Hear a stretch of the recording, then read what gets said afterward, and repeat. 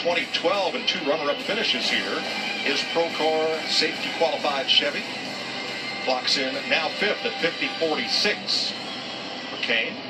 Michael McDowell, David Reagan's teammate in the Loves Travel Stops Roller Bites Ford. Second fastest to his teammate at 50.13. Nice run for McDowell. Trevor Bayne for Roush Fenway Racing, the Advocare Ford. Looks like he may displace Reagan from the top spot. Well, he started top 10 both races here last year, so those Fords have been fast here. We know that Stenhouse is fast. Keselowski and those guys are fast, so the Fords are pretty fast. Pretty big weekend for Trevor Bayne. I see this is, the news this week about Matt Kenseth coming back and going to fill in at times, different races throughout the season. I think this is an opportunity for this young man to really put that behind him and go out there and shine and possibly win this race this weekend. And he has a great shot at doing it. And that certainly is his goal, as he said to us yesterday. Third for Trevor Bayne, 50.14. His qualifying time. 3 Fords at the top of the chart. Remember, we are qualifying in the inverse order of practice speed, so the fastest cars will go last in this session. Here's the Petty's Garage Medallion Bank Chevrolet. The Kings, number 43, Richard Petty's number 43, for Bubba Wallace. Mike got this thing back to Daytona. Kid runs second at Daytona. Did an amazing job. Ran a clean race. Stayed out of trouble. If he can do that here tomorrow, if he doesn't get too aggressive, doesn't make too many people mad, keeps his nose clean, comes to the finish, watch out for this kid in this 43 car, because he will take it where nobody else will. It's that fine line between being aggressive and being patient. Getting there, at the end, it's a lot easier said than done. Look, that car doesn't even need a number. No. You see that iconic Dayglow red and Petty blue, and that can only be the 43. And you see how it's tracking a little bit, what we call dog tracking. The car's rear's kind of cocked over to the left a little bit. They do that here and pretty successfully get away with it. Second for Wallace, 50.05. Yeah, we've talked about this many times, but the reason they do that is to try to get that spoiler out of the air, try to take a little bit of drag, especially through the corners. As that car goes through the corner, that spoiler's really out of the air, the way the air flows over the car and just picks up a little bit of speed. They'll straighten that out just a little bit as they go into the race to be able to have a car that handles a little bit better. Series Rookie of the Year 2 seasons ago, Chase Elliott, out of Dawsonville, Georgia, a town made famous by his dad, who had great success here at Talladega, driving his number 9 Ford. Chase in a Hendrick Chevrolet to make his 5th Talladega start. I think he's starting in the top 10 every time he's been here. I know he won the pole here in May, I think of 2016, and he's been right there just every time we come to Talladega. 1st, 4th, 8th, and 2nd. Yeah, it looks to me like they went a little bit different route in Daytona because handling with this lower rear ride height package, the cars need to drive a little bit better. So we didn't see this car have the speed and sit on, win the pole in Daytona. So I'm curious to see where they qualify today. It looks like he's going to go to the top of the board right now. First for Elliott, 49.72, and that is almost 0.3 faster than David Reagan. And the times will come down as we go through this qualifying round, working from slowest to fastest in yesterday's practice. And Mike, that's a pretty straight up car. In other words, it's not skewed a lot to the left, so that car should race really well. And here's YRB. Yeah. Young Ryan Blaney. What are they going to call him when he's no longer young? Well, we got plenty of time before we worry about that. He's 24. He's made 7 starts on these restrictor plate track at Talladega. And in the Daytona 500, he led the most laps of anyone, 118 in the 200-lap race. This is the Menards Richmond Ford. Yeah, I think that Bristol race was a heartbreaker. He had such a great car there, led so many laps and got caught up in a wreck. Those things happen. He'll put those behind him, and this guy's going to win some races. He has 2 top 5 starts here. A little surprised with the speed of this 12 car Ryan Blaney. I expected them to be kind of flirting with that top 5 or 10, but he's going to probably not even going to make it to round 2. 7th at a 50.26. Right now the bump is Timothy Peters at 51.19. Again, Mike, that looked like a real straight up car. Didn't have a lot of skew in it.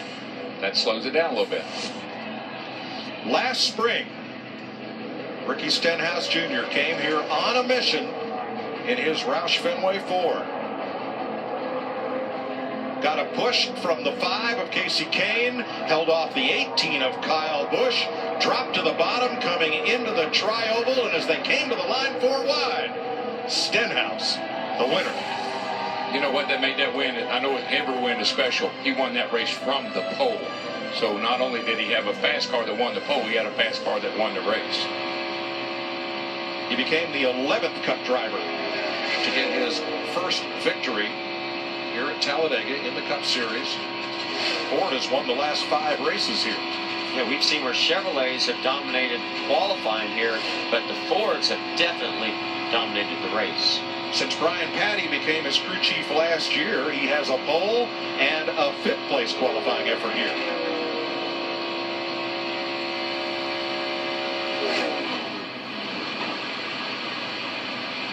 Stenhouse to second, 49.95.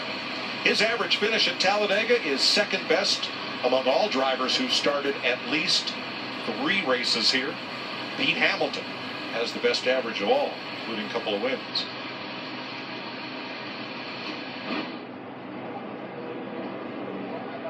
Clint Boyer from Emporia, Kansas, Stewart Haas Racing, and the Haas Automation Demo Day Ford. Note the orange number on the roof. That's to aid spotter Brett Griffin, because 3 of the 4 Stewart Haas cars otherwise look pretty much the same from the 3/4 mile distance that separate the spotters from turn 2 and turn 3. We'll show you what they have to deal with. That's where this camera position is located, a long way away. Yeah, well, I know Clint probably hopes he can do what he's done twice here. He's won twice here, and I think when you ask people who are pretty good restrictor plate racers, his name would come up. Yeah, he's one of the best. See a little skew in the car. Got their left rear kicked over there a little bit. He has 2 wins here for Richard Childress Racing and 2 third-place finishes for Michael Waltrip Racing. Boyer is 3rd, 49.96. That bumps DJ Kennington out of the group of 12 that will move to the final round. Yeah, Jeff, looking at those times, Elliott on top here, Chase Elliott with a 49.72. Don't think we're going to see the 48. I don't either. I think they're going to be maybe in the middle to low 49s, but that's going to be about it. They'll probably pick up a slight bit in round 2. A bit. But I still will be very surprised if we see any cars down the 48-second bracket. So here's the winningest active driver at Talladega, Team Penske's Brad Keselowski in the Snap-on Ford. He won in his first start here in April of 2009 for Phoenix Racing. And then in this race in 2012 for Penske, the fall of 2014, spring of 2016, and fall last year.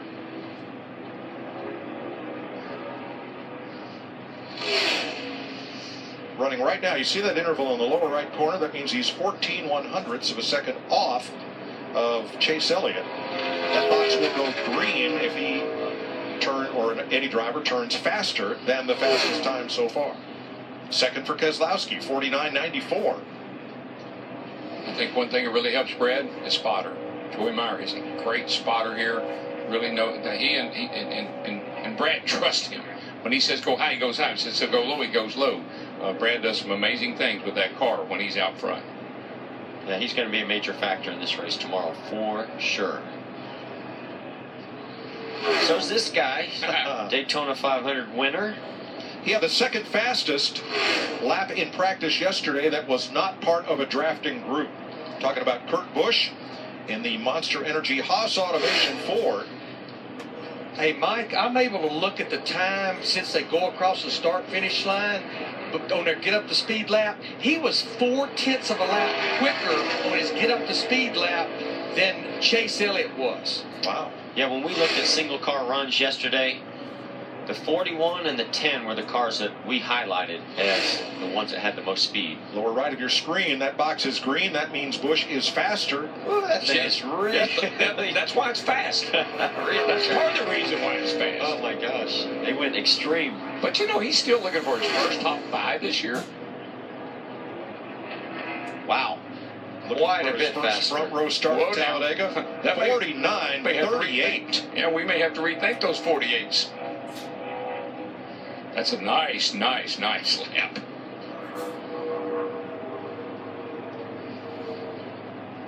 Now we have our Fox Procast set up in the garage area where drivers, crew members, car owners can stop by and visit. Here's Joey. Hey, it's Joey Logano. We're here at Talladega getting ready for qualifying. And then we have a drivers-only broadcast Xfinity race coming up. It's going to be a lot of fun. Make sure you tune in and check it out. See ya. Joey on track for his qualifying laps. To the broadcast booth. This is another the third Team Penske entry. The fastest in terms of practice speed. It's the Pennzoil Auto Trader Ford. Got a couple of wins here, Mike. Not only in Cup, but he's got a couple of wins in Xfinity as well. So Joey is another one of those guys. I think that they'll be right up near the front all day long tomorrow. He and his teammate. It's been feast or famine for Logano at Talladega. His last 5 finishes here: winner, 25th, winner, 32nd, and 4th. I can relate to that, can't you, Darryl? Yeah, I know how that feels. It's a hard place to finish good every time you come here. Right now, his teammate Ryan Blaney is on the bump spot, 12th, 50-26. All 40 drivers will start the race tomorrow. That yellow line on the left determines who will move on to the final round, and Logano is third, 49.87. Mike, a lot of times you have avoidable contact. Here you have unavoidable contact. You just get in accidents you can't help. Got a great rookie battle going on in the series this year between Bubba Wallace and 20-year-old William Byron, a sophomore at Liberty University, which carries its colors on his Hendrick Chevrolet. He's from Charlotte. He started racing late in life, age 15. Hopped into a Legends car and started winning right away. Blasted his way through the K&N Series into the Trucks Xfinity champion, and here he is, a Cup rookie. I've never seen anybody go through the ranks and get to this level quicker than this young guy. I agree. And Mike, 11 drivers have gotten their first win here. I know he'd like to make that 12, and he could do it. Byron 9th at a 50.08. Third fastest Chevrolet.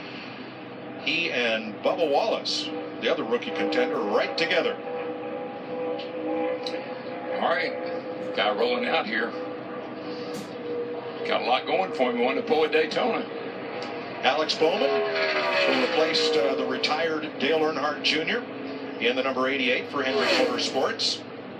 This will be his 6th start at Talladega, hoping for his first top 10 here.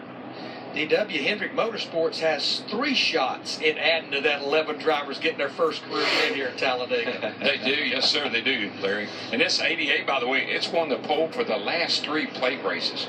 So this car is always fast and up front.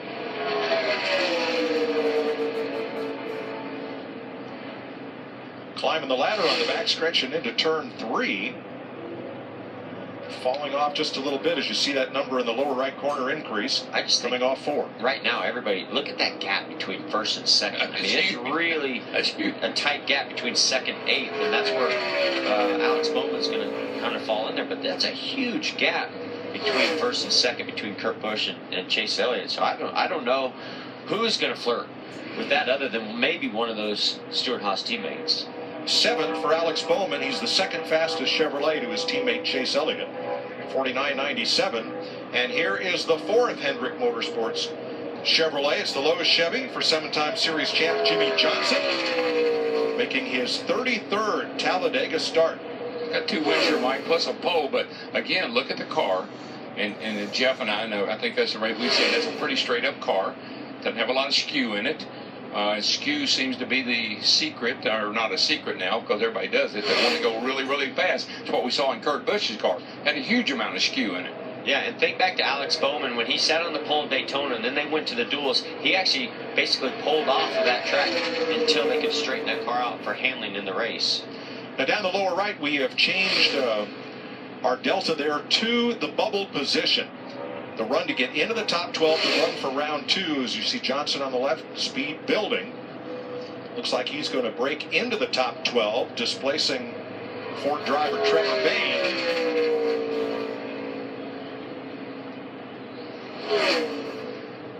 and does. Johnson is 10th, 50.06. That will move Michael McDowell at 50.13.